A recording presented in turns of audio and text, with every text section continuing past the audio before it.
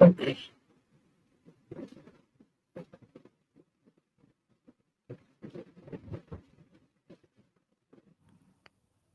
दोस्तों, नमस्कार। एक बार फिर से स्वागत है आपके अपने यूट्यूब चैनल देव जी के ट्रिक्स में।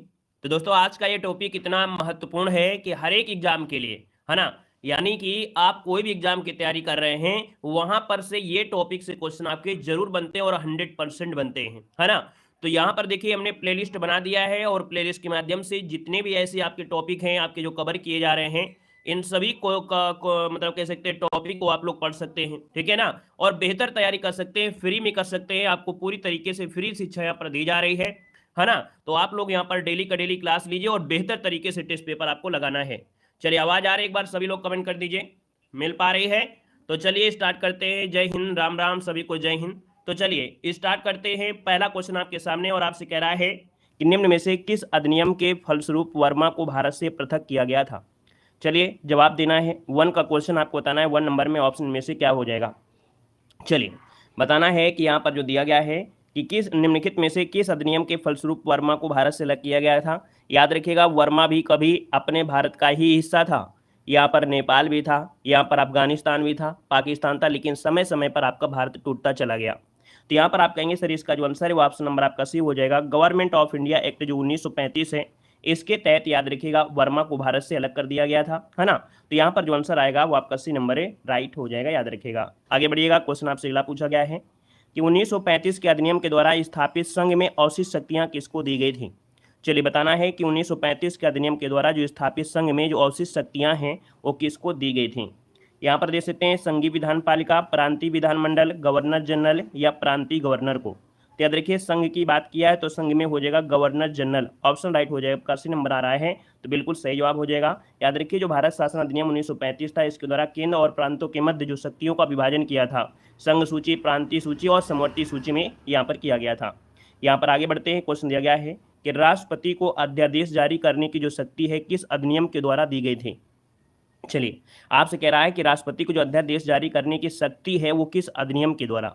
ये तो आप लोग जानते हैं कि आर्टिकल कौन सा होता है। आर्टिकल होता है 123, है ना। आर्टिकल 123 के तहत होता है, लेकिन अधिनियम पूछ लिया है तो अधिनियम क्या हो जाएगा। तो यहाँ पर हो जाएगा भारत सरकार अधिनियम 1935। इसका भी जवाब हो जाएगा यहाँ पर आपका बी नंबर आपका राइट हो जाएगा। क्लियर हो गया है। यहाँ पर आगे बढ़ते हैं। क्वेश्चन आपसे अगला पूछा गया है कि भारत की जो संघीय या संघात्मक व्यवस्था है वो किस देश से ली गई है। चलिए बताना है इसका आंसर क्या हो जाएगा कि भारत की जो संघीय व्यवस्था है ये किस देश से ली गई है। तो संघीय व्यवस्था कहाँ से हो जाएगा, तो संघात्मक व्यवस्था आपकी कहाँ से, कनाडा से हो जाएगा। मतलब ऑप्शन नंबर आपका बनेगा ए नंबर, कनाडा। इसका आंसर आ रहा है, बिल्कुल राइट हो जाएगा। मतलब कनाडा के संविधान से जो केंद्र की तुलना है वो आपकी अधिक सख्त है, तो इसका आंसर आपका बनेगा ए नंबर आपका राइट हो जाएगा। यहाँ पर देखिए अगला क्वेश्चन आपसे दिया गया और आपसे कह रहा है कि भारतीय संविधान में जो निहित मौलिक अधिकारों की अवधारणा है वो किस देश के संविधान से ग्रहण की गई है। चलिए बताना है मौलिक अधिकार जो आपके हैं ये कहाँ से लिए गए हैं, बताना है मौलिक अधिकार। यहाँ पर मौलिक अधिकार की अगर हम बात कर लेते हैं तो आप सभी के जवाब भी आ रहे हैं। यहाँ पर आंसर नंबर आपका सी हो जाएगा संयुक्त राज्य अमेरिका, जिसका ऑप्शन आ रहा है बिल्कुल राइट हो जाएगा। मतलब जो आपके फंडामेंटल राइट है ना, इनका जो विचार है वो अमेरिका के संविधान से लिया गया है। ये जो आपकी फंडामेंटल राइट है आपके किस में आते हैं, भाग 3 में आपके आते हैं, याद रखेगा। अगर हम आपसे बात करें कि राज्य के नीति निर्देशक तत्व कहाँ से लिए गए हैं, तो राज्य के नीति निर्देशक तत्व आपके आयरलैंड से। मूल अधिकार तो आपने पढ़ ही लिया है। संघ राज्यों के संबंध की जो समवर्ती सूची ऑस्ट्रेलिया से है। भारत राज्यों का संघ है और संघ में अधिक शक्ति है कनाडा से, ये भी आपने पढ़ लिया। अगला क्वेश्चन यहाँ पर दिया गया और आपसे कह रहा है बी आर अम्बेडकर का जो संविधान सभा में निर्वाचन हुआ था वो कहाँ से हुआ था। चलिए, वी आर अम्बेडकर का जो संविधान सभा में निर्वाचन हुआ था कहाँ से हुआ था, पश्चिमी बंगाल से, बम्बई प्रेसिडेंट से, तत्कालीन मध्य भारत से या पंजाब से।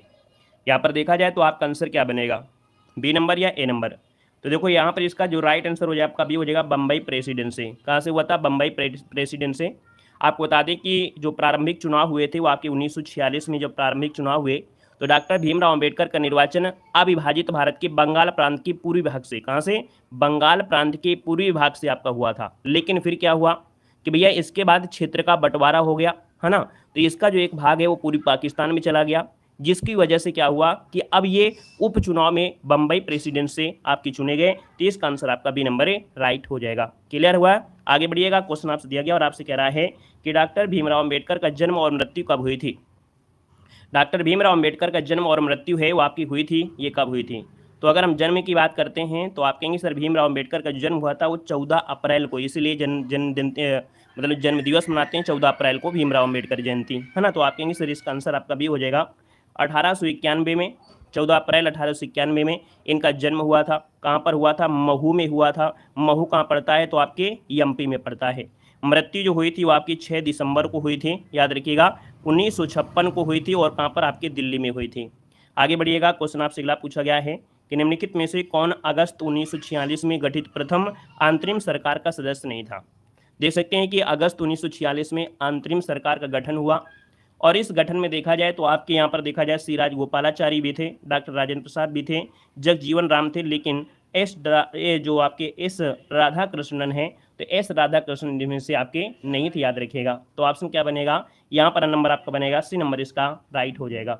बल्कि अगर हम बात करें तो भारत के पहले उपराष्ट्रपति कौन थे? तो आप याद रखिएगा, स्वतंत्र भारत के ये पहले उपराष्ट्रपति जरूर थे, याद रखिएगा। आगे बढ़िएगा, क्वेश्चन आपसे अगला पूछा गया है कि भारत की संविधान सभा का प्रथम अधिवेशन कब प्रारंभ हुआ था? चलिए बताना है, भारत की संविधान सभा का जो प्रथम अधिवेशन है कब प्रारंभ हुआ था? यहाँ पर जवाब देना है। आप कहेंगे सर यहाँ पर जो आंसर आपका आ गया है वो राइट हो जाएगा, कौन सा? तो आप कहेंगे सर 9 दिसंबर 1946 को उद्घाटन इसे कहते हैं। क्या बोलते हैं? इसी को उद्घाटन समिति कहते हैं, या उद्घाटन बोलते हैं, प्रथम अधिवेशन भी कहते हैं। याद रखिएगा, इसमें से क्या हुआ कि सबसे बुजुर्ग जो थे डॉक्टर सच्चिदानंद सिन्हा थे, इसलिए इनको अस्थायी अध्यक्ष बना लिया गया था। किसको? सच्चिदानंद सिन्हा को अस्थायी अध्यक्ष बना लिया गया था। तो आप कहेंगे सर इसका आंसर आपका बनेगा बी नंबर है, राइट हो जाएगा, बी नंबर आपका बन जाएगा। यहाँ पर देखा जाए तो अगला क्वेश्चन आपके सामने है और आपसे कह रहा है संविधान सभा के समक्ष संविधान की जो प्रस्तावना है वो किसने प्रस्तुत की थी? चलिए, संविधान सभा की जो प्रस्तावना है किसने प्रस्तुत किया था बताना है सर। 10 नंबर का जो ऑप्शन है ये राइट हो जाएगा आपका ए नंबर, या आपके जवाहरलाल नेहरू, है ना। याद रखिएगा कि जो संविधान की तीसरी बैठक हुई थी, तीसरी बैठक कब हुई थी? तो आपकी 13 दिसंबर, है ना, 13 दिसंबर 1946 को तीसरी बैठक आपकी हुई थी, और इस दिन जवाहरलाल नेहरू के द्वारा संविधान सभा के समक्ष संविधान की जो प्रस्तावना है, जिसे हम लोग उद्देशिका कहते हैं, इसका प्रस्ताव प्रस्तुत किया गया था। याद रखिए स्वीकार कब किया गया था? तो संविधान ने इसको जो स्वीकार किया था 22 जनवरी, याद रखिएगा कि 22 जनवरी 1947 को इस उद्देशिका को संविधान सभा ने एक्सेप्ट कर लिया था।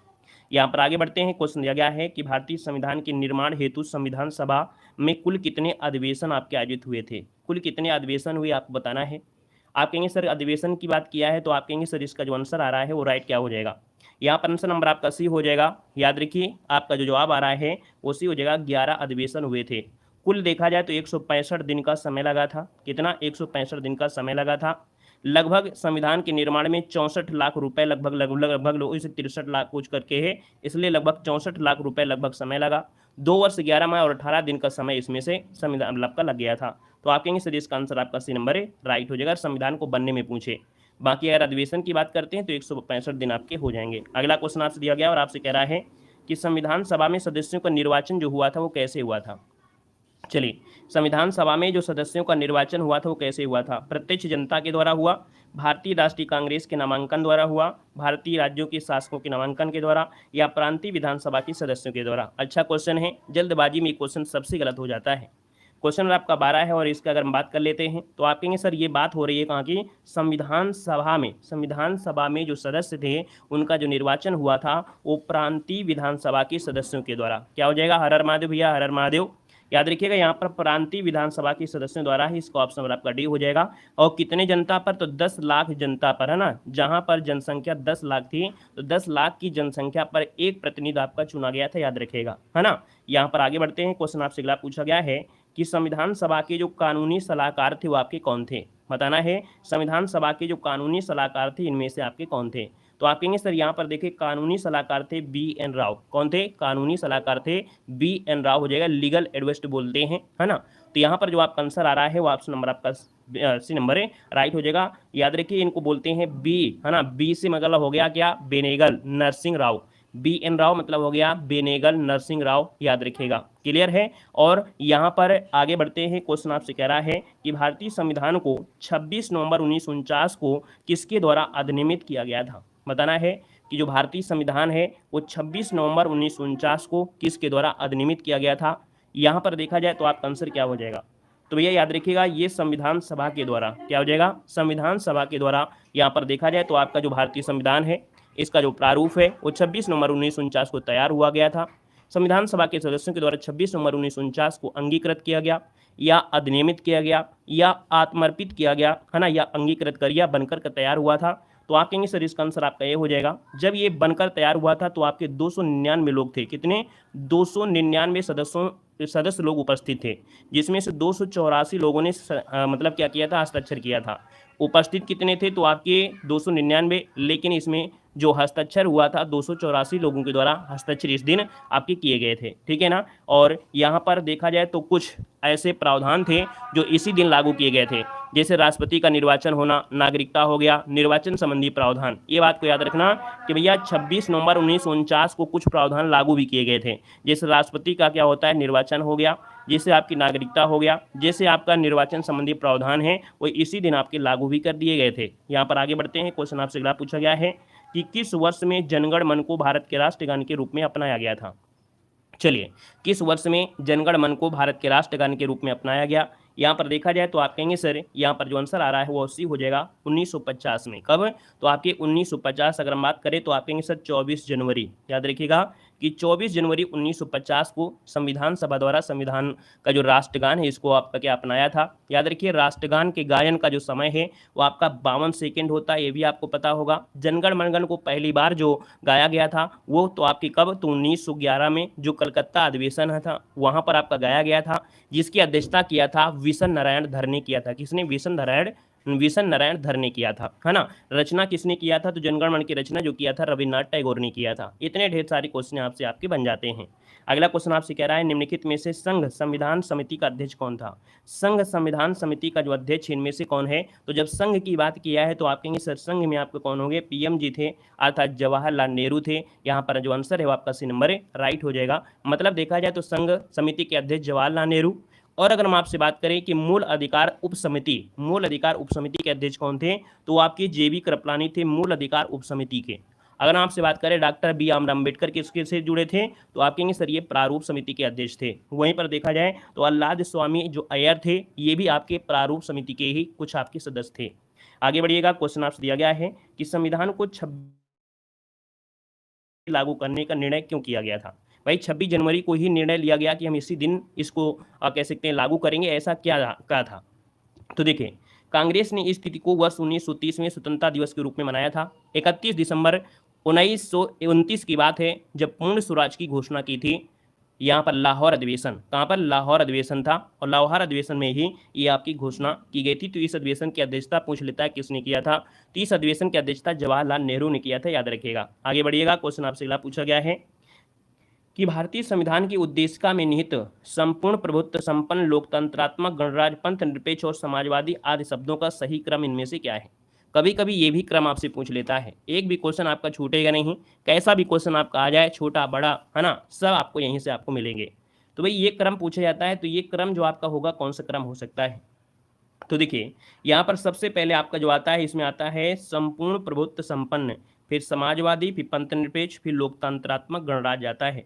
तो इसका राइट आंसर आपका जाएगा बी के साथ हो जाएगा, संपूर्ण प्रभुत्व संपन्न, समाजवादी, पंथ निरपेक्ष, लोकतंत्र, गणराज्य, ये क्रम आपका है, याद रखेगा। अगला क्वेश्चन आपसे दिया गया है कि हमारे, है ना, क्या संविधान में हमारे राष्ट्र का जो उल्लेख है वो किन किन नामों से किया गया है? बताना है कि भैया जो आपका संविधान है, हमारे संविधान में जो राष्ट्र है, हमारा देश है, इसका जो उल्लेख किया गया है वो किन किन नामों से किया गया है, आपसे कह रहा है। तो भैया आप देखेंगे कि इसका जो आंसर आपका बनेगा वो आपका बनेगा ए नंबर बनेगा, भारत तथा इंडिया है। याद रखिएगा, हिंदुस्तान नहीं कहेंगे, आप कहेंगे सर हमारे संविधान में राष्ट्र का जो उल्लेख किया गया है भारत तथा इंडिया ही किया गया है, जो कि आपका आंसर बनेगा ए नंबर, इसका राइट हो जाएगा, याद रखिएगा। क्लियर है ना, याद रखिएगा। और यहाँ पर अगला क्वेश्चन आपसे कह रहा है कि भारतीय संघवाद को सहकारी संघवाद किसने कहा था? चलिए बताना है, भारतीय संघवाद को जो सहकारी संघवाद कहा था वो किसने कहा था?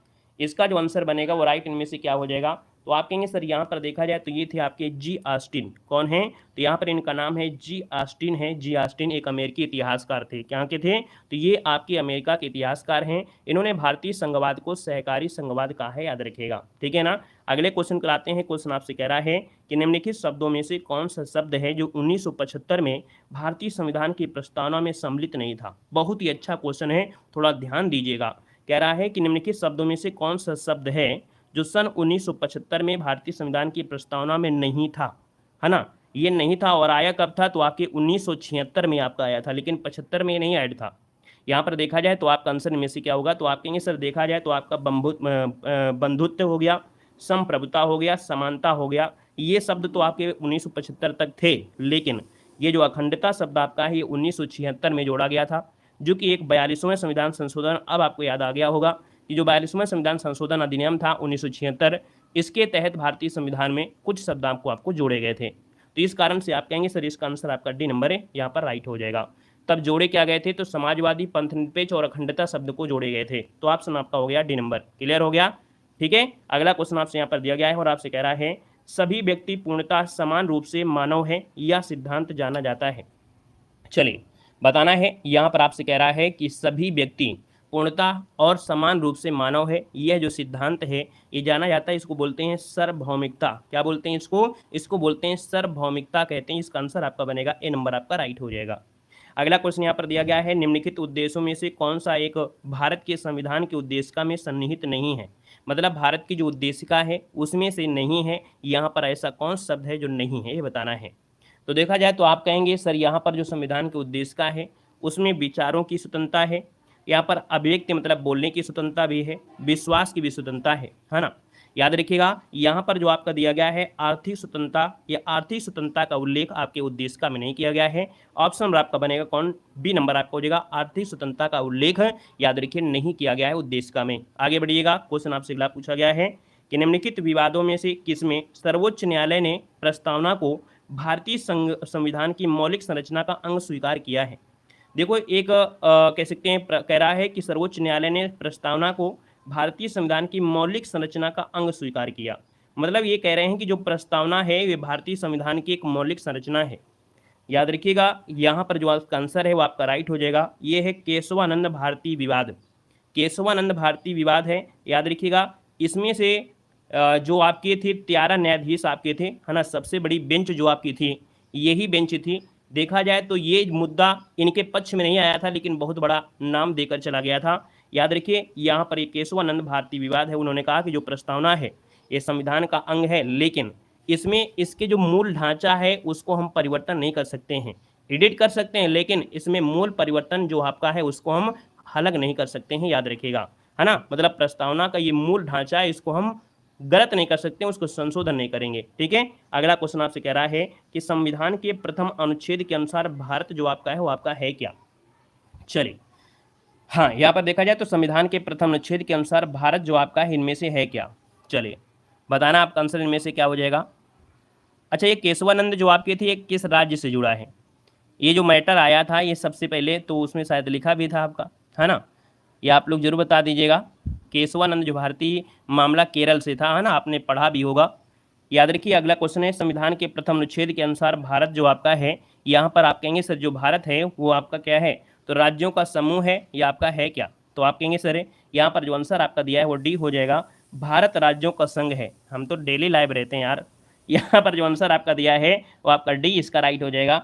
यहाँ पर आगे बढ़ते हैं, क्वेश्चन आपसे अगला पूछा गया है और आपसे कह रहा है कि भारत की देशी रियासतों के विलय में किन दो व्यक्तियों ने महत्वपूर्ण भूमिका निभाई।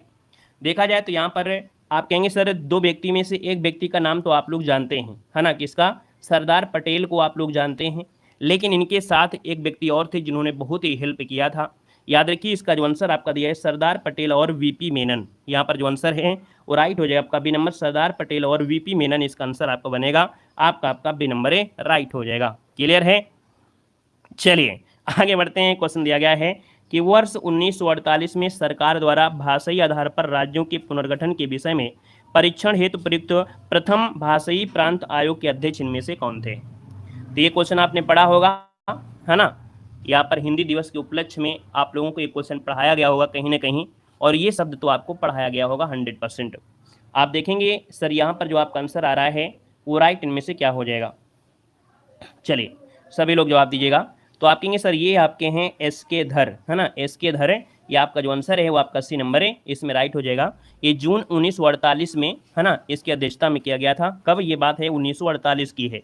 लेकिन बाद में क्या हुआ कि बीजी खेर आए, और बीजी खेर के माध्यम से यहाँ पर काफ़ी परिवर्तन आपको देखने को मिल गए थे। यहाँ पर आगे बढ़ते हैं। क्वेश्चन दिया गया है कि राज्य पुनर्गठन आयोग ने 1 नवंबर 1956 को कितने राज्यों और कितने संघ राज्यों का गठन किया। तो राज्य पुनर्गठन आयोग ने 1 नवंबर 1956 को, याद रखिए 14 राज्य है ना, कितने 14 राज्य थे और 6 संघ राज्य आपके थे। यहाँ पर जो आंसर आपका दिया है वो आपका ए हो जाएगा।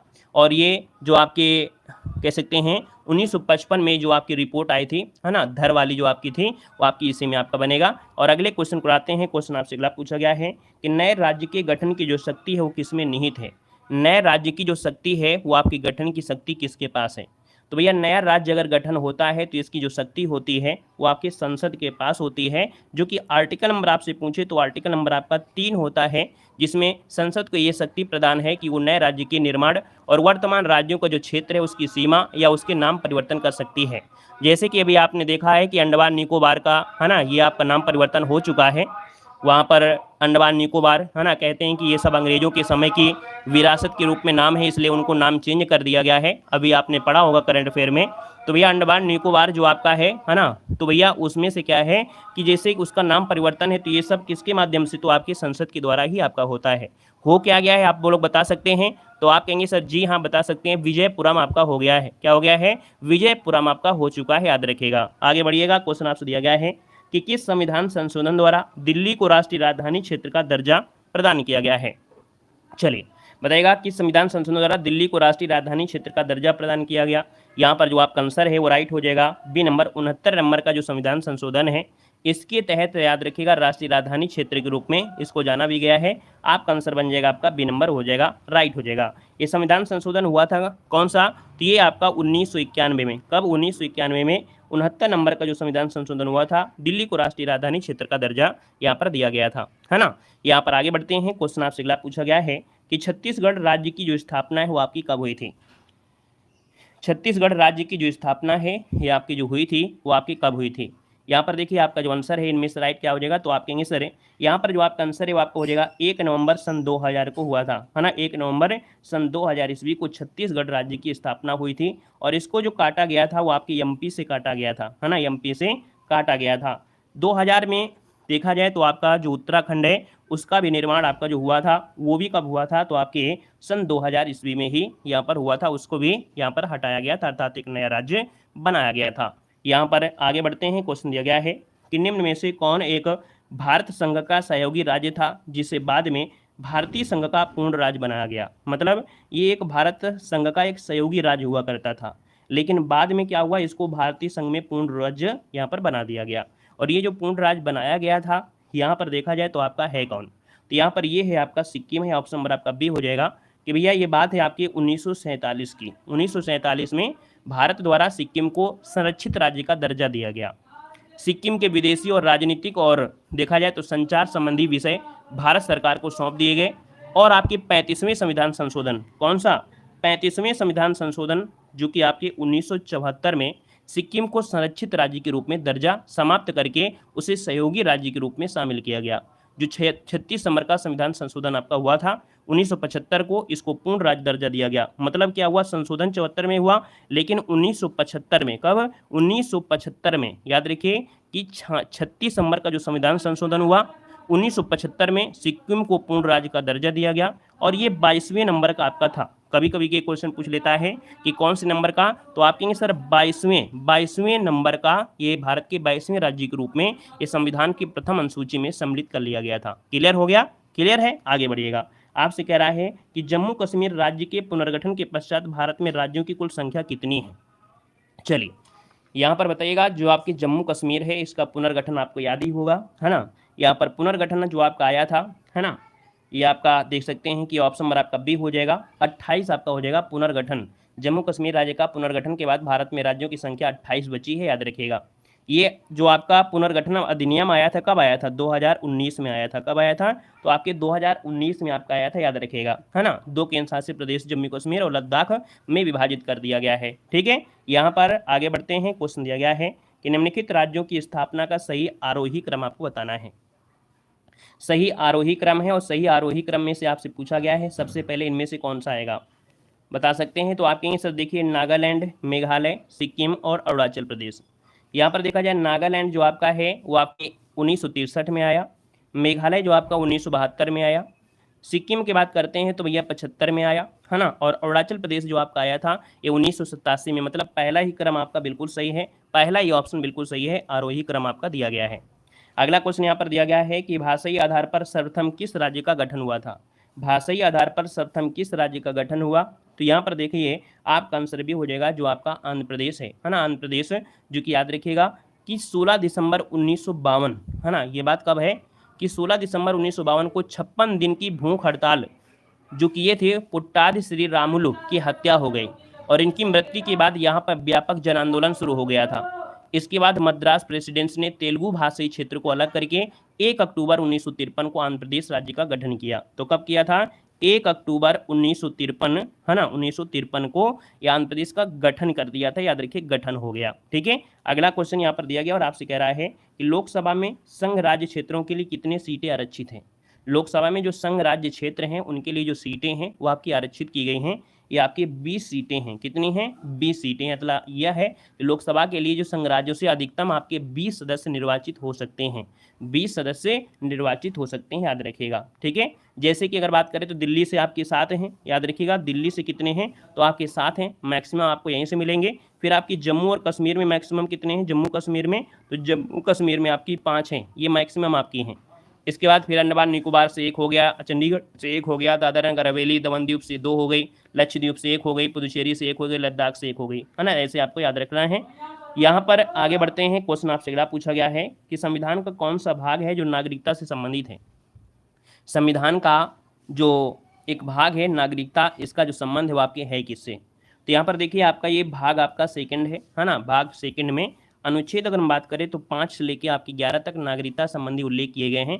अर्थात नागरिकता लोकतंत्रात्मक राज्य व्यवस्था के अपरिहार्य कानूनी रूप प्रदान करती है। ऑप्शन नंबर आपका हो गया ए नंबर। नेक्स्ट क्वेश्चन आपसे दिया गया है कि भारतीय संविधान निम्नलिखित में से कौन सी नागरिकता प्रदान करता है। तो देखिए भारतीय संविधान में दोहरी नागरिकता है, यहाँ पर एकल नागरिकता है, यहाँ पर उपरोक्त दोनों में से है या इनमें से कोई नहीं।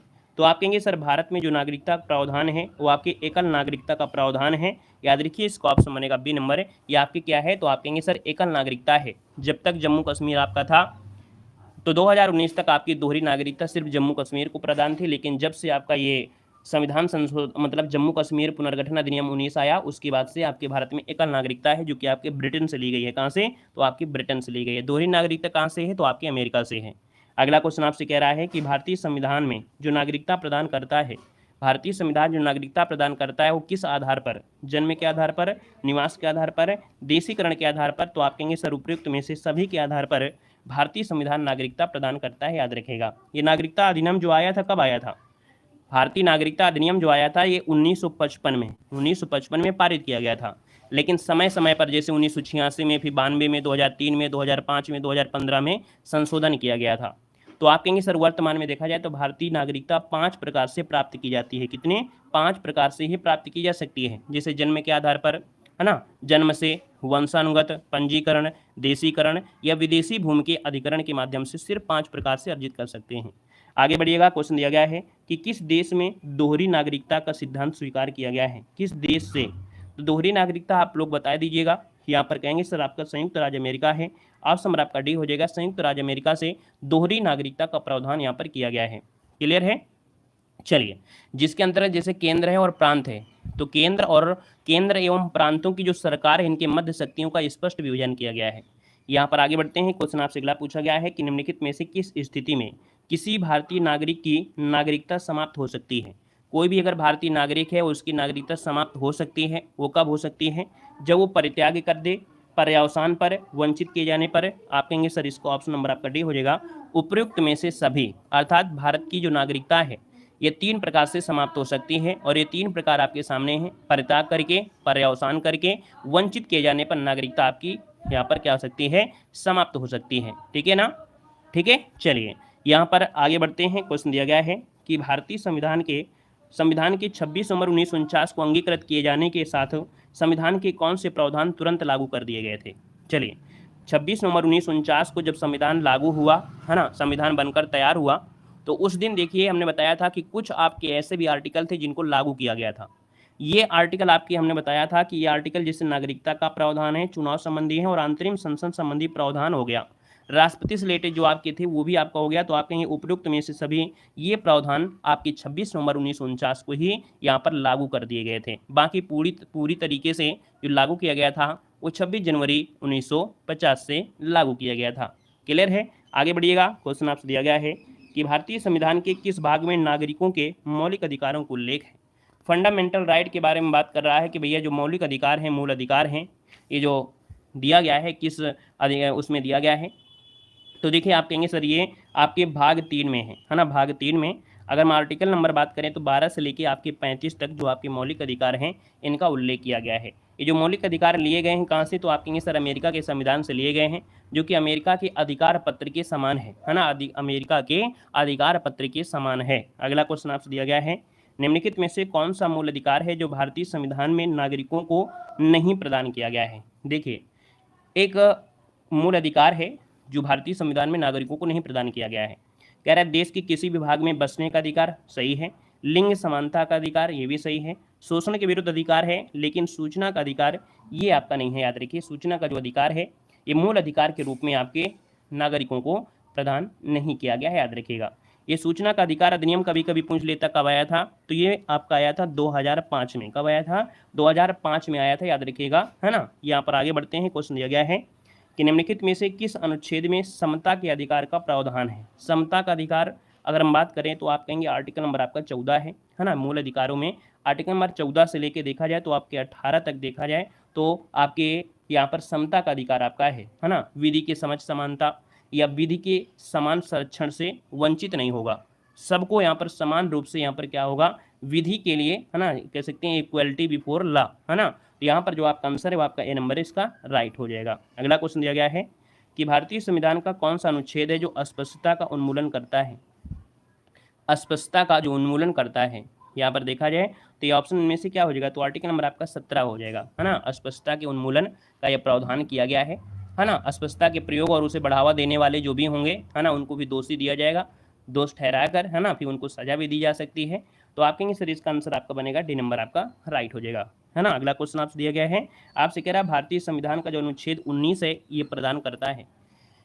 अनुच्छेद 19 जो प्रदान करता है, क्या प्रदान करता है यहाँ पर देना है। आपका जो आंसर है वो राइट इनमें से क्या हो जाएगा। चलिए 19 नंबर दिया है, 19 की अगर हम बात कर लेते हैं तो आपका आंसर हो जाएगा। तो आप कहेंगे सर यहाँ पर देखिए 6 प्रकार की स्वतंत्रता मिलती हैं।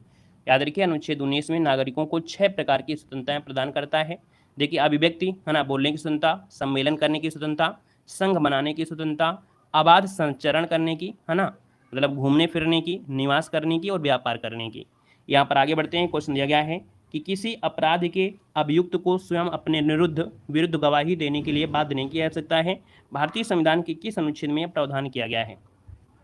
किसी अपराध के अभियुक्त को स्वयं अपने विरुद्ध गवाही देने के लिए बाध्य नहीं किया सकता है। तो ये जो आपका किया गया आर्टिकल नंबर आपके 20 के थर्ड में ये प्रावधान आपका किया गया है। किसी भी अपराध के लिए अभियुक्त वादी है ना व्यक्ति को स्वयं के विरुद्ध गवाही देने के लिए बाध्य नहीं किया जाएगा। याद रखिएगा। वहीं पर आर्टिकल नंबर जो 21 है वो आपका प्राण और दैहिक स्वतंत्रता है। आर्टिकल नंबर आपका जो 22 है वो इसके अंतर्गत जो लोग जब गिरफ्तार किया जाता है ना, तो गिरफ्तारी और निरोध के संरक्षण में क्या होगा, प्रावधान होगा। अगला देखो दिया गया है भारतीय संविधान के अनुसार जीवन का जो अधिकार है वो कैसा अधिकार है। चलिए बताइएगा। जीवन का जो अधिकार है ये कैसा अधिकार है, राजनीतिक अधिकार है या मौलिक अधिकार है। तो आप कहेंगे सर ये मौलिक अधिकार है। ऑप्शन नंबर आपका सी हो जाएगा मौलिक अधिकार। अगला क्वेश्चन दिया गया है कि वर्ष 6 से 14 वर्ष की आयु के सभी बच्चों है ना, जैसे शिशुओं को शिक्षा का अधिकार है। और ये जो शिक्षा का अधिकार दिया गया है वो किसके तहत दिया गया है। चलिए ये जो आपका अधिकार है ये कैसा अधिकार है, तो ये भी आपका कैसा है, मूल अधिकार है। ऑप्शन नंबर आपका बी हो जाएगा मूल अधिकार। ठीक है। अगला क्वेश्चन यहाँ पर दिया गया और आपसे कह रहा है कि मूल अधिकार के अंतर्गत कौन सा अनुच्छेद है जो बालकों को नियोजन से प्रत्यक्ष रूप से संबंधित है। नियोजन से प्रत्यक्ष रूप से संबंधित है, आपसे कह रहा है नियोजन से प्रत्यक्ष रूप से संबंधित आपसे पूछा गया है। यहाँ पर बताना है नियोजन मतलब हो गया कि भैया जो खतरनाक काम होते हैं है ना, जो खतरनाक काम होते हैं उनसे रिलेटेड आपका दिया है। तो यहाँ पर जो आपका आर्टिकल नंबर हो जाएगा अनुच्छेद जो आपका 24 है। अनुच्छेद 24 में बालकों को नियोजन के प्रतिषेध का उपबंध किया गया है। 14 वर्ष से कम आयु के जो बच्चे हैं वो कारखाने है ना या अन्य किसी जोखिम कार्य में नहीं शामिल हो सकते हैं। लेकिन अगर भारत देश में अगर किसी प्रकार की आपत्ति आ जाती है उसमें अगर आपत्ति आ जाती है या किसी प्रकार की समस्या भारत में आ जाती है और अगर जन उपयोगी अगर होना पड़ जाए तो उसमें 14 वर्ष नहीं देखना पड़ा है। अपने देश की रक्षा के लिए आपको 14 वर्ष नहीं देखना है कि आप 14 वर्ष के हैं या आप 12 वर्ष के हैं। आपने देखा होगा बहुत ऐसे ऐसे पुरस्कार दिए जाते हैं, साहसी बालकों को पुरस्कार दिए जाते हैं दो जो लगभग 7 साल के होंगे, 8 साल के होंगे, उनको बहादुरी के लिए पुरस्कार दिए जाते हैं। मतलब जब देश सेवा की बात आती है तो उसमें से ये आर्टिकल आपका फॉलो नहीं करेगा। याद रखिएगा, देश सेवा के मामले में ये आर्टिकल फॉलो नहीं करेगा। अगर आपको पाकिस्तान के ऊपर जाना है, हमला बोलना है, देश में संकट आ गया है, तो फिर आपको 14 वर्ष नहीं देखना है। हर एक व्यक्ति का कर्तव्य है किसी न किसी तरीके से देश की रक्षा करना। ठीक है ना। आगे बढ़िएगा। क्वेश्चन दिया गया है कि किसी धर्म विशेष के संवर्धन के लिए करों के भुगतान की अनिवार्यता से मुक्ति की गारंटी कौन सी है। यहाँ पर बताइएगा कि किसी धर्म विशेष के संवर्धन के लिए करों से भुगतान की अनिवार्यता, मुक्ति की गारंटी। मतलब ये आर्टिकल नंबर जो 27 है ना, आर्टिकल नंबर 27 के द्वारा किसी ऐसे कर को व्यक्ति को देने के लिए बाध्य नहीं करेगा जो किसी धर्म या संप्रदाय की उन्नति के लिए खर्च किया जा रहा है। अर्थात कोई एक विशेष धर्म है और उस विशेष धर्म के बढ़ाने के लिए, वो प्रोत्साहन के लिए आपसे टैक्स लिया जाए, किसी प्रकार का कर लिया जाएगा, ऐसी सुविधा का उल्लेख इसमें नहीं है। याद रखिएगा। क्लियर है ना। मतलब कोई भी राज्य धार्मिक सुविधा के लिए शुल्क आरोपित कर सकता है। इस प्रकार से हम लोग कह सकते हैं। इसका ऑप्शन आपका सी बनेगा। रिक्त स्थान की पूर्ति करना है। अधिकार, कर्तव्य। जो अधिकार हैं वो कर्तव्य को क्या करते हैं, चलिए बताइएगा। जो आपके अधिकार हैं है ना, वो क्या करते हैं, ये आपको बताना है। इसका आंसर आपका होगा क्या, चलिए सभी लोग बताएंगे। इसका जो आंसर आपका बनेगा वो राइट इनमें से क्या बनेगा, क्या सही आंसर इनमें से कर सकते हैं। वेरी गुड, सबके देखिए जवाब आ रहे हैं। यहाँ पर जिसके भी आंसर आपका आ गया है लगभग सभी के सही हैं। चलिए बी नंबर बिल्कुल सही है। याद रखिए, रिक्त स्थान पूर्ति करना है। अधिकार कर्तव्यों को अनुदेशित करते हैं। क्या करते हैं, जो अधिकार हैं वो क्या करते हैं, कर्तव्यों को अनुदेशित करते हैं। इसका मतलब ऑप्शन हमारा आपका बी हो जाएगा। ये कह सकते हैं कि जो संविधान और विधि द्वारा जो प्रदत्त अधिकार हैं, इनको सीमा में ही हमें अपने कर्तव्य का पालन करना होता है। तो अधिकार जो होते हैं वो कर्तव्यों का अनुदेशन करते हैं। अगला क्वेश्चन आपसे कह रहा है कि मूल अधिकारों से संबंधित विवाद निम्नलिखित में से कौन सा है। मूल अधिकारों से जो विवाद आपका है, ये विवाद कौन था, तो ये था गोलकनाथ पंजाब, है ना, जो पंजाब राज्य है 1967 में आपका आया था। ये मूल अधिकारों से संबंधित है। इसमें सर्वोच्च न्यायालय ने निर्णय दिया था कि जो संसद है ये मौलिक अधिकारों में संशोधन नहीं कर सकती है। क्या इसमें कहा था कि भैया, सर्वोच्च न्यायालय ने कहा था कि जो संसद है ये मौलिक अधिकारों में संशोधन नहीं कर सकती है। क्लियर है। फिर क्या हुआ कि एक केशवानंद भारती बनाम केरल राज्य विवाद आया 1973 में। तो उसमें कहा कि सर्वोच्च न्यायालय ने कहा कि संसद मूल ढांचे का उल्लंघन किए बिना, मूल ढांचे के उल्लंघन अर्थात जो मूल ढांचा है उसका उल्लंघन नहीं करेंगे, बाकी मौलिक अधिकार में संशोधन कर सकती है। तो याद रखिएगा कि भैया जो आपका केशवानंद आया था उसने कहा था कि मूल ढांचे में कोई परिवर्तन ना हो, बाकी मौलिक अधिकार में संशोधन कर सकते हैं। लेकिन वहीं पर जो गोलकनाथ था, इन्होंने क्या कहा था, इन्होंने कहा था मूल अधिकारों में से कहा था कि संसद मौलिक अधिकारों में संशोधन ही नहीं कर सकती है। तो दोनों चीज़ को आपको याद रखना है। यूपीएसआई में ऐसे क्वेश्चन बहुत पूछे जाते हैं। निम्नलिखित में से कौन सा मूल अधिकार है विदेशी नागरिकों को प्राप्त नहीं है। देखिए, जो विदेशी नागरिक है उनको मूल अधिकार नहीं प्राप्त है क्या, तो विधि के समान समता ये तो प्राप्त है, प्राणदायक स्वतंत्रता का अधिकार प्राप्त है, शोषण के विरुद्ध है ना। लेकिन ये जो अभिव्यक्ति की स्वतंत्रता का अधिकार है, अभिव्यक्ति की स्वतंत्रता का अधिकार जो आपका है ये विदेशी नागरिकों को नहीं प्राप्त है। याद रखिएगा। बाकी अधिकांश जो मूल अधिकार हैं वो विदेशी नागरिकों को प्रदान है। जैसे अनुच्छेद 14 हो गया, यहाँ पर 20 हो गया, है ना, ये आपका 21 हो गया। ये जो आपके आते हैं सब आपके होंगे। लेकिन कुछ आपके मूल अधिकार हैं जो विदेशी को नहीं प्राप्त हैं। इनको नोट कर लीजिए एक साथ, तो आपको याद रहेगा। ये विदेशी नागरिकों को भैया कौन कौन से नहीं प्राप्त हैं, तो देखिए आर्टिकल नंबर आपका 15 हो गया, 16 हो गया, यहाँ पर 19 का आपका हो गया, 19 के बाद यहाँ पर याद रखिएगा जैसे आपका 29 हो गया, यहाँ पर आपका 30 हो गया। तो ये आपके जो अधिकार हैं याद रखिए। या यहाँ पर जो आपके कुछ मूल में जैसे 15, 16, 19, 29, 30 ये विदेशी नागरिकों को प्राप्त नहीं किए गए हैं। इनको आपको नोट कर लेना है। ठीक है, आगे बढ़िएगा। क्वेश्चन आपसे अगला दिया गया है कि अल्पसंख्यकों के हितों की सुरक्षा पर किस अनुच्छेद में प्रावधान किया गया है। जो अल्पसंख्यक हैं उनके हितों की सुरक्षा की जाएगी, है ना। यहाँ पर जो आंसर आपका दिया है वो आपका राइट हो जाएगा, सी नंबर है। यहाँ पर हो जाएगा अनुच्छेद जो आपका 29 है। तो जो अल्पसंख्यक वर्ग के लोग हैं उनको संरक्षण प्रदान किया जाएगा। भारत के राज्य क्षेत्र में या किसी विभाग में निवास कर रहे हैं नागरिक हैं तो उनकी भाषा और लिपि या संस्कृति, है ना, को बनाए रखने का ये अधिकार इसमें से आपको दिया गया है। यहाँ पर आगे बढ़ते हैं। क्वेश्चन दिया गया है, बंधुआ मजदूर उन्मूलन अधिनियम संसद में किस वर्ष पारित किया गया था? बंधुआ मजदूर उन्मूलन जो आपका अधिनियम ये संसद में पारित किया गया था 1976 में। कब? 1976 में ये आपका हुआ था। इसका जो ऑप्शन है वो आपका बनेगा बी नंबर है, और ये आता है आर्टिकल नंबर आपके 23 में, है ना। आर्टिकल नंबर 23 में कहा गया है कि मानव का दुर्व्यापार या बलात् आश्रम या जबरदस्ती जो आपका मेहनत कराना, बंधुआ मजदूरी उन्मूलन, ये आपका 1976 में आपका आया था, याद रखिएगा, ठीक है ना। इसके तहत गैर कानूनी घोषित यहाँ पर किया गया। अगला क्वेश्चन आपसे दिया गया है कि मौलिक अधिकार निलंबित किए जा सकते हैं। जो मौलिक अधिकार हैं ये निलंबित किए जा सकते हैं, तो भैया निलंबित किए सकते हैं किसके माध्यम से?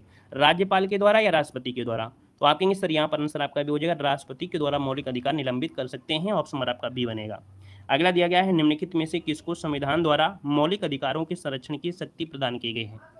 चलिए बताइएगा कि जो आपके संविधान द्वारा मौलिक अधिकार है इनके संरक्षण की जो शक्ति है वो आपकी प्रदान की गई है, यहाँ पर आंसर आपका होगा क्या?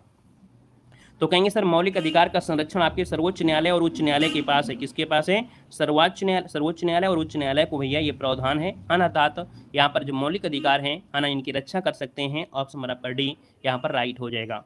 यहीं पर आगे बढ़ते हैं। यहाँ पर अगला क्वेश्चन आपसे कह रहा है कि निम्नलिखित में से कौन सी रिट है जो अभिव्यक्ति स्वतंत्रता का बुलवर्क है? देखिए कह रहे हैं निम्नलिखित में से कौन सी रिट है व्यक्तिगत, यहाँ पर व्यक्तिगत स्वतंत्रता, याद रखिए व्यक्तिगत स्वतंत्रता का बुलवर्क है। तो ये आपको होता है व्यक्तिगत में होता है बंदी प्रत्यक्षीकरण। क्या होता है? बंदी प्रत्यक्षीकरण। इसका मतलब होता है कि व्यक्ति को शरीर प्रस्तुत करो, मतलब उसको हाजिर करो। ये रिट है अनुच्छेद जो 32 के तहत आपका होता है। तो बंदी प्रत्यक्षीकरण ये व्यक्तिगत स्वतंत्रता का यहाँ पर होता है। इसका आंसर आपका बी हो जाएगा। अगला क्वेश्चन यहाँ पर दिया गया है, आपसे कह रहा है निवारक नजरबंदी के अंतर्गत किसी व्यक्ति को बिना मुकदमा चलाए कितने दिनों तक बंदी बनाया जा सकता है? मतलब याद रखिएगा कि जो नज़र बंद कर दिया जाता है ना, ऐसे व्यक्ति को बिना मुकदमा चलाए कितने दिनों तक बंदी बनाया जा सकता है? तो याद रखिएगा 3 माह। कितने? याद रखिएगा एक आर्टिकल है, ये आर्टिकल नंबर आपका 22 का 4 है। आर्टिकल नंबर 22 के 4 के तहत निवारक नज़रबंदी का जो प्रावधान है किया गया है।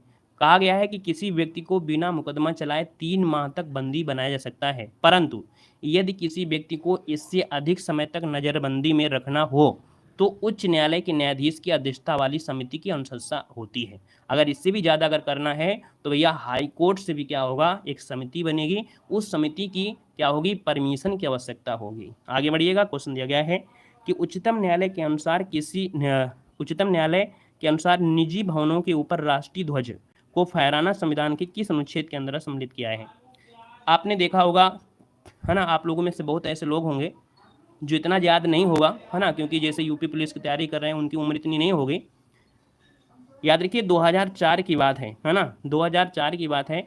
2004 में याद रखिए अनुच्छेद 19 के फर्स्ट में 2004 में एक मामला आया और इसमें से उच्चतम न्यायालय ने निर्णय दिया कि निजी भवन के ऊपर भी राष्ट्रीय ध्वज आप फहरा सकते हैं।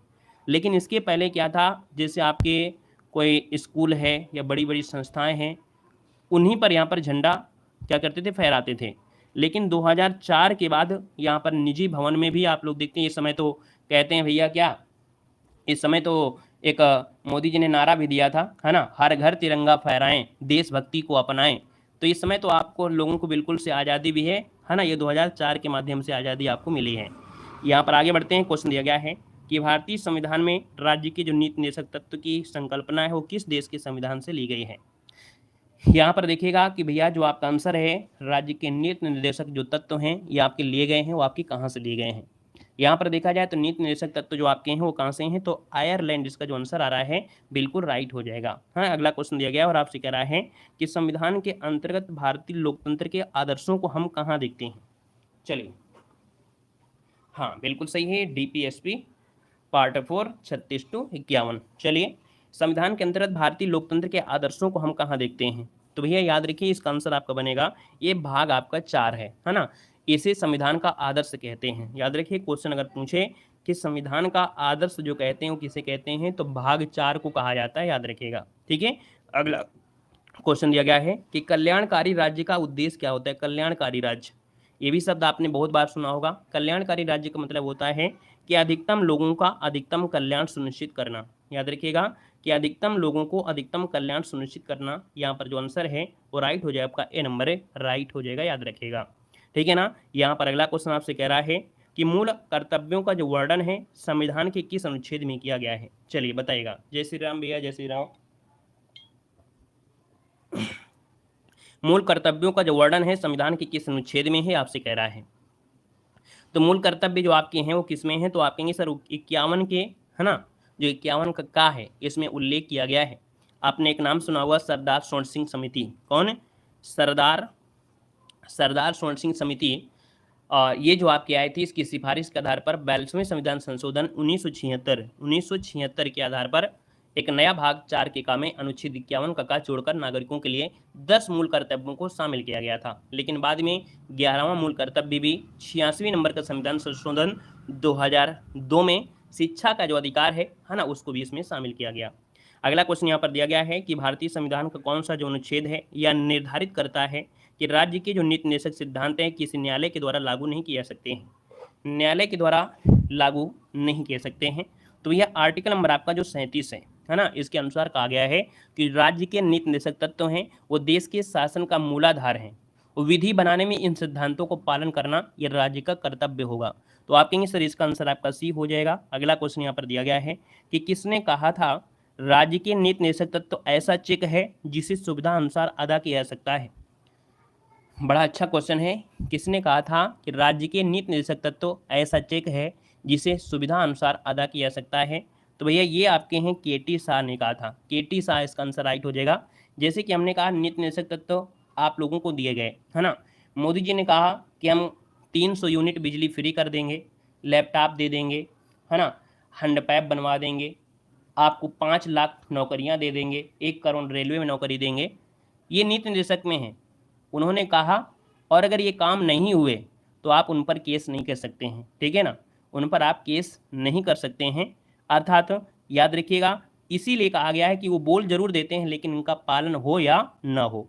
तो याद रखिएगा ये जो शब्द आपका है कि राज्य के निर्देशक तत्व ऐसा चेक है जिस सुविधा अनुसार अदा किया सकता है, तो केटी साहब का हो जाएगा।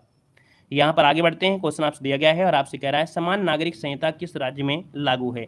समान नागरिक संहिता है और ये लागू है आपके कहाँ पर? तो आपके गोवा में है। और उत्तराखंड ने भी समान नागरिक संहिता को यहाँ पर परमिशन दे दिया था, है ना। तो यहाँ पर आंसर आपका हो गया सी नंबर। हाँ भैया ये डेली क्लास आपकी होती है, ठीक है, डेली क्लास होती है।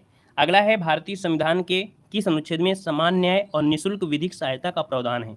समान न्याय मिलेगा, विधिक, है ना, विधि के अनुसार आपको सहायता भी मिलेगी। ये आर्टिकल नंबर जो आपका दिया है वो आपका कौन सा है? तो आर्टिकल नंबर 39 का ये का है।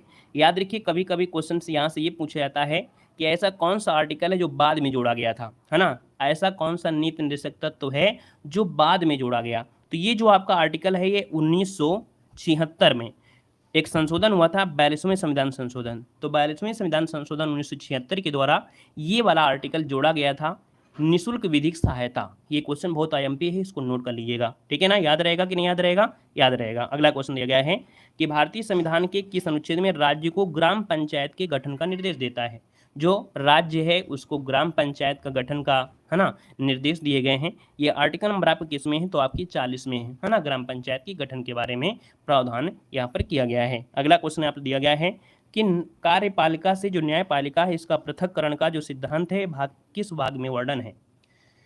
चलिए यहाँ पर देखिए ऑप्शन नंबर आपका सी हो जाएगा। राज्य के जो नीति निर्देशक तत्व हैं, राज्य के नीति निर्देशक तत्व जो आपके हैं आर्टिकल नंबर आपका 50 में ये प्रावधान किया है कि जो कार्यपालिका है वो न्यायपालिका का पृथक्करण का प्रावधान है। पहले क्या था? ये जो आपकी न्यायपालिका है कार्यपालिका एक हुआ करती थी, लेकिन बाद में क्या हुआ, ये आपकी इसको अलग अलग आपकी कर दी गई। तो आपका जो आंसर है वो आपको बनेगा यहाँ पर सी नंबर। अगला क्वेश्चन दिया है कि मौलिक कर्तव्यों का जो समुच्चय है सदैव अंग होता है। मौलिक कर्तव्य क्या कह रहा है कि मौलिक कर्तव्यों का जो समुच्चय है सदैव अंग होता है, और ये जो अंग होता है वो किसमें होता है, ये आपसे कह रहा है।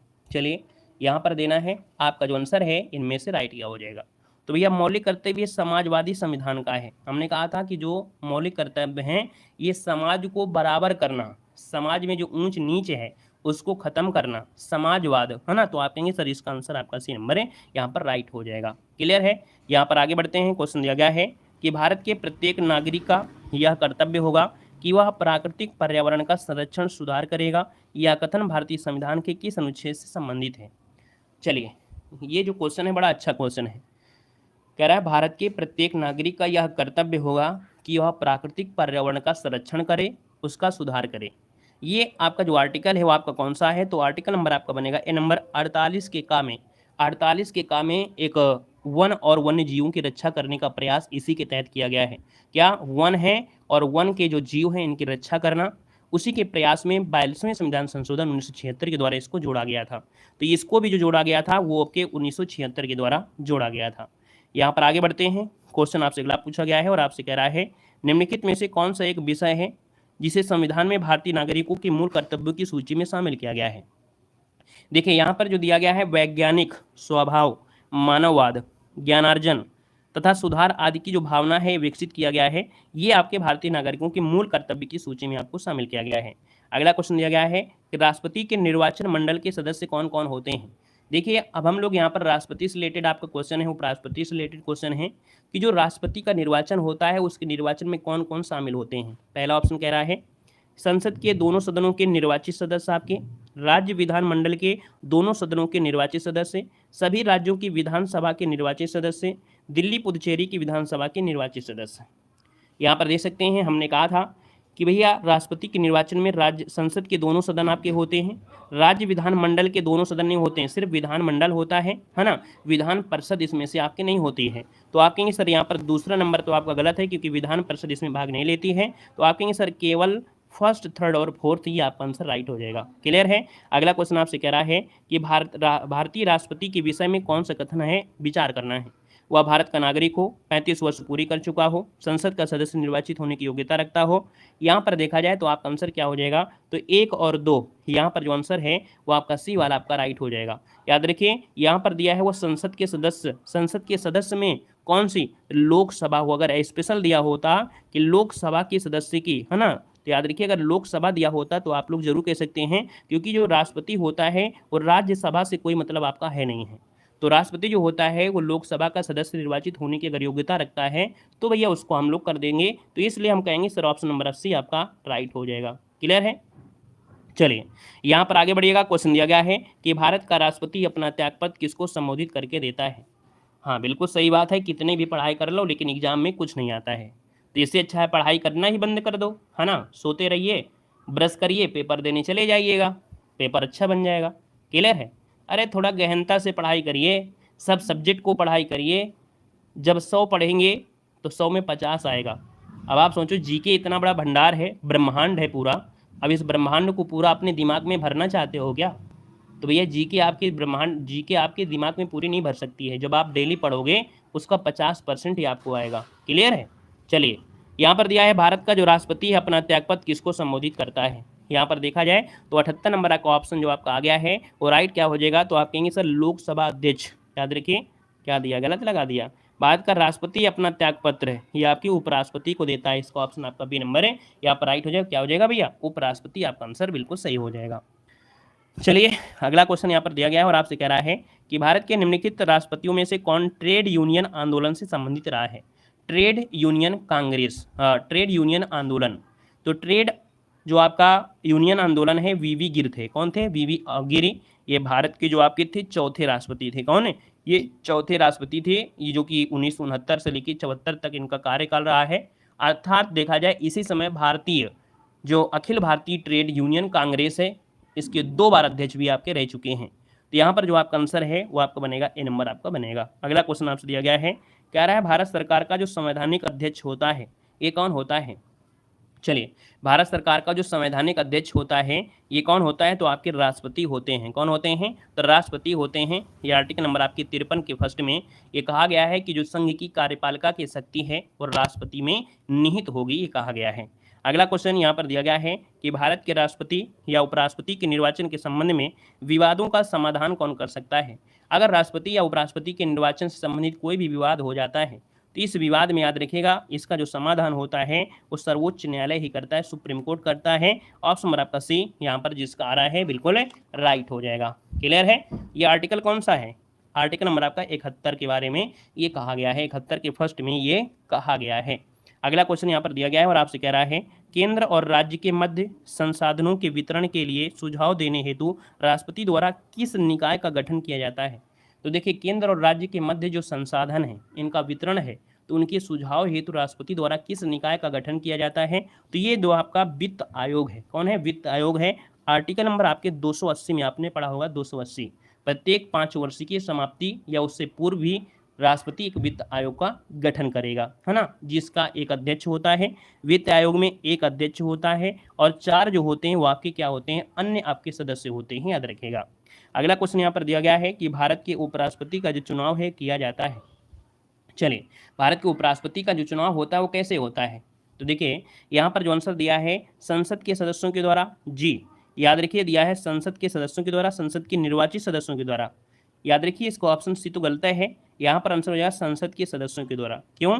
क्योंकि जो उपराष्ट्रपति होता है इसके चुनाव में संसद के दोनों सदस्य, याद रखिएगा, मनोनीत वाले भी और निर्वाचित सभी होते हैं। याद रखिए, संसद के जो लोकसभा होती है, राज्यसभा होती है, इसके सभी सदस्य होते हैं।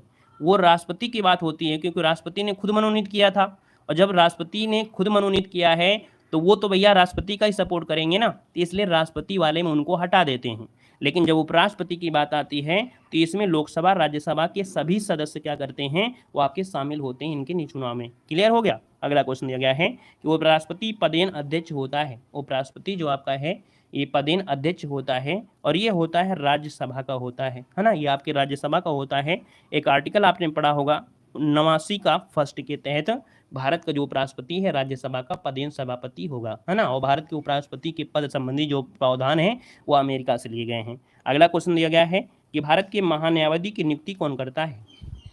चलिए, भारत के जो महान्यायाधीश हैं इनकी नियुक्ति जो करते हैं वो भारत के राष्ट्रपति करते हैं, है ना। आर्टिकल नंबर 76 में प्रावधान किया गया है कि जो महान्यायाधीश हैं इनकी नियुक्ति करते हैं, याद रखिएगा।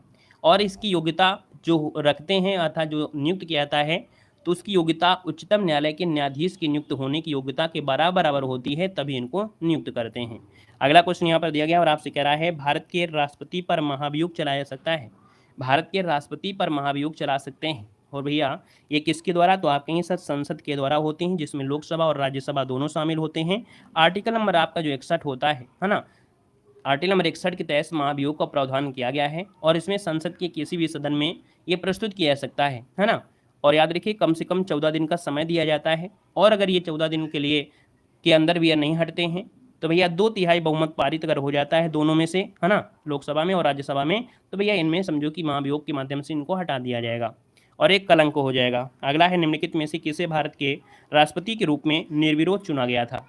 ये निर्विरोध चुने गए थे, याद रखिए इसका आंसर आपका बनेगा संजीव रेड्डी आपके हैं, है ना। ये 6वें आपके राष्ट्रपति हैं। कौन से हैं? तो आपके 6वें राष्ट्रपति हैं जो कि निर्विरोध आपके चुने गए थे, याद रखिएगा, है ना। तो इसका आंसर आपका हो जाएगा सी नंबर आपका बनेगा। अगला क्वेश्चन दिया गया है कि निम्न में से भारत के वह राष्ट्रपति कौन थे जो 2 बार राष्ट्रपति पद पर आपके रहे थे?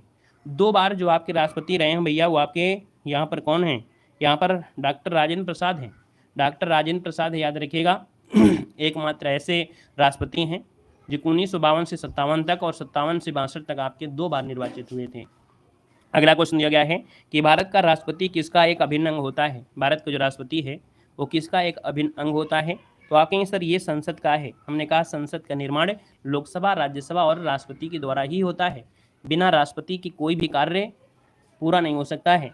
जब तक राष्ट्रपति सिग्नेचर नहीं करेगा तब तक कोई भी विधेयक पारित नहीं होगा। ठीक है, अगला क्वेश्चन यहाँ पर आपसे दिया गया है और आपसे यहाँ पर कह रहा है कि 2 पूर्ण अवधि के लिए भारत के उपराष्ट्रपति आपके कौन थे?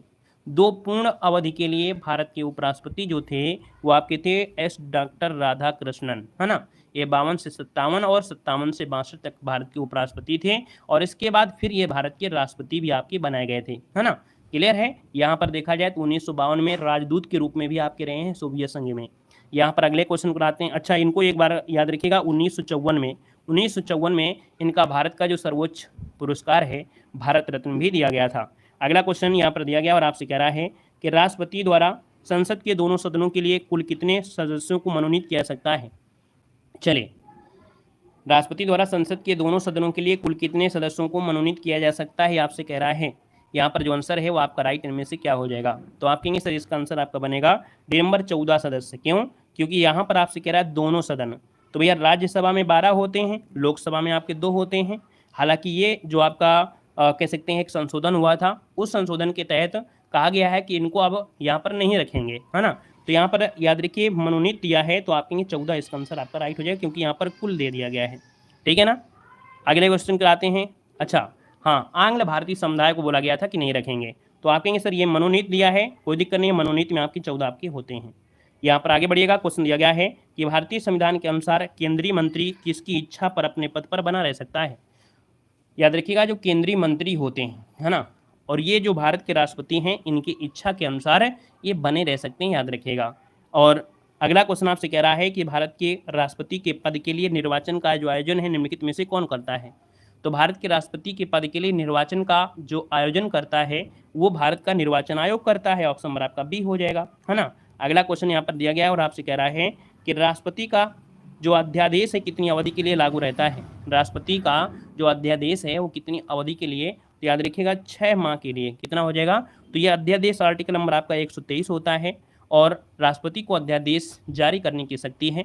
राष्ट्रपति इस शक्ति का प्रयोग उस समय करता है जब संसद का कोई भी सदन, है ना, कोई भी एक सदन अथवा दोनों सत्र, है ना, सदन सत्र में ना हो, तो ऐसी स्थिति में याद रखिएगा अध्यादेश आपको होता है। अगला क्वेश्चन दिया गया है और आपसे कह रहा है भारतीय संविधान में जो संसदीय शासन व्यवस्था है वो किस देश से ली गई है। संसदीय शासन व्यवस्था है और ये जो ली गई है वो आपकी कहाँ से ली गई है। तो दोस्तों ये ऑप्शन नंबर आपका सी हो जाएगा, ब्रिटेन से आपकी ली गई है। संसदीय शासन व्यवस्था जो आपके ब्रिटेन के संविधान से यहाँ पर लिया गया है, याद रखिएगा। ब्रिटेन याद रखिएगा, ब्रिटेन की संसद को संसद की माँ कहते हैं। ब्रिटेन की जो संसद है इसे संसद की माँ कहते हैं, है ना, इस बात को भी आपको याद रखना है। अगला क्वेश्चन यहाँ पर दिया गया है कि लोकसभा के निर्वाचित सदस्यों की अधिकतम संख्या क्या हो सकती है। तो लोकसभा के निर्वाचित सदस्यों की जो अधिकतम संख्या, अधिकतम ताकत है वो आपकी है क्या। तो यहाँ पर देखा जाए तो आर्टिकल नंबर आपका 81 है और आपके पेड एग्जाम में क्वेश्चन पूछा भी गया था, है ना, 2021 में। तो भैया आपका जवाब हो जाएगा 552, इसका आंसर आपका राइट हो जाएगा, 552 आपका बन जाएगा। आगे बढ़ते हैं। क्वेश्चन दिया गया है कि राज्यसभा के सदस्यों का कार्यकाल कितने वर्ष का होता है। तो राज्यसभा के सदस्यों का कार्यकाल होता है 6 वर्ष का। कितना होता है, तो 6 वर्ष का होता है। और एक स्थायी सदन है जो आपका राज्यसभा है, स्थायी सदन है, इसका विघटन नहीं किया सकता है ना। इनके सदस्यों का कार्यकाल 6 वर्ष होता है। हाँ, इसके 1/3 सदस्य जो होते हैं प्रत्येक 2 वर्ष की समाप्ति पर सेवानिवृत्त कर दिए जाते हैं। अगला है कि राज्यसभा का जो गठन हुआ था ये किस वर्ष हुआ था। राज्यसभा का जो गठन है वो किस वर्ष हुआ था। तो भैया राज्यसभा का जो गठन है वो आपका हुआ था 1952 में। कब हुआ था, 1952। इसका ऑप्शन नंबर आपका सी यहाँ पर राइट हो जाएगा। और प्रथम सत्र जो आपका हुआ था, अगर पूछे प्रथम सत्र, तो 13 मई। ठीक है, प्रथम सत्र जो हुआ था वो 13 मई को प्रारंभ हुआ था। और 1954 तक राज्यसभा को राज्य परिषद के नाम से भी जाना जाता था। मतलब कि जो राज्यसभा है इसको 1954 तक क्या नाम से जानते थे, तो 1954 तक इसको राज्य परिषद के नाम से जानते थे।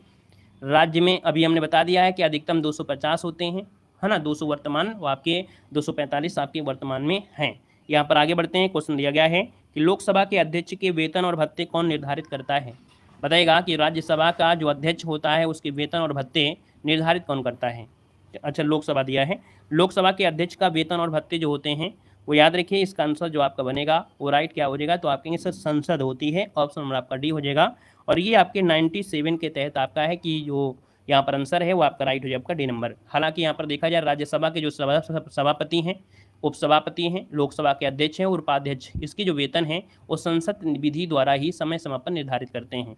कुल मिला के देखा जाए तो आप कहेंगे सर यहाँ पर जो लोकसभा हो गए, लोकसभा के जो अध्यक्ष हैं उपाध्यक्ष हैं, राज्यसभा के अध्यक्ष और उपाध्यक्ष, है ना, राज्यसभा में कौन है, तो राज्यसभा में जो आपके उपराष्ट्रपति होते हैं। तो याद रखिए उपराष्ट्रपति का वेतन उनको नहीं मिलता है, इनको जो वेतन मिलता है वो राज्यसभा के जो अध्यक्ष होते हैं उसके रूप में इनको मिलता है, और मिलता है संसद विधि के द्वारा ही मिलता है, जो कि दूसरी अनुसूची में उनमें उल्लेख किया गया है ना। अगला क्वेश्चन दिया गया है कि भारत के नियंत्रक और महालेखा परीक्षक की नियुक्ति कौन करता है। नियंत्रक महालेखा परीक्षक की नियुक्ति करता है आपके राष्ट्रपति करते हैं। ऑप्शन नंबर आपका ये हो जाएगा, याद रखिएगा भाग 5 है ना, भाग 5 में आर्टिकल नंबर आपका 148 जो आपका दिया गया है वो आपकी किसके बारे में है, तो नियंत्रक महालेखा परीक्षक के बारे में है। याद रखिए 148 से लेकर 151 तक आपके प्रावधान आपका है। बाकी 148 में कहा गया है कि भैया भारत में क्या होगा, तो आपके नियंत्रक महालेखा परीक्षक होगी जिनकी नियुक्ति राष्ट्रपति के द्वारा की जाती है। नेक्स्ट क्वेश्चन दिया गया है कि भारत के नियंत्रक महालेखा परीक्षक की जो रिपोर्ट है, भारत के नियंत्रक महालेखा परीक्षक की रिपोर्ट की समीक्षा करने वाली संसदीय समिति आपकी है कौन। एक क्वेश्चन आपका जो दिया है इस क्वेश्चन का जवाब आप सभी लोग देंगे। जिससे हमने ये सीरीज स्टार्ट किया है, डेली आपको history, polity, geography, science Hindi, है ना, ये सब चीज़ें हम आपको टॉप 100 कराएंगे। तो डेली आप जुड़िए और डेली क्लास लीजिए। ठीक है, धन्यवाद।